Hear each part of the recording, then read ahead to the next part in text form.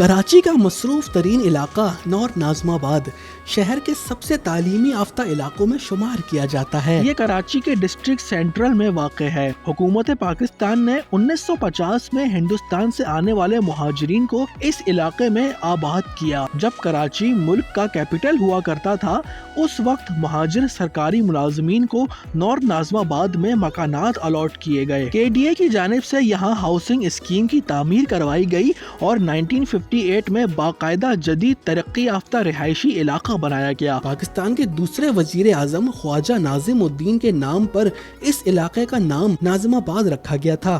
یہاں پر اکثریت اردو بولنے والوں کی ہے۔ نور ناظم آباد میں قومی اسمبلی کا حلقہ NA 256 ہے۔ اس حلقے کی سیٹ پر ہمیشہ سے MQM ہی کامیاب رہی ہے، مگر 2018 کے انتخابات میں پہلی بار تحریک انصاف کی جیت ہوئی۔ ملک کے بے شمار نامور ڈاکٹر، کالمسٹ، رائٹر، شاعر، آرٹسٹ، سیاستدان اور گلوکاروں کا تعلق اسی علاقے سے ہے۔ 1998 کی مردم شماری میں اس علاقے کی آبادی 5 لاکھ تھی، جبکہ 2017 کی مردم شماری میں 7 لاکھ ہو گئی۔ یہ گنجان آباد علاقہ شہر کے بیچ میں واقع ہے، جہاں ہر موڑ پر پارکس، اسکول، کالج اور اسپتالوں کی بڑی تعداد موجود ہے۔ روزانہ شہر کے مختلف علاقوں سے دفتروں کے ملازمین، اسٹوڈنٹس، دکاندار اور دیگر شہری بڑی تعداد میں نور ناظم آباد کا رخ کرتے ہیں۔ سابق میئر مصطفیٰ کمال اور سٹی ناظم نعمت اللہ خان نے اپنے دور میں اس علاقے پر خاص توجہ دی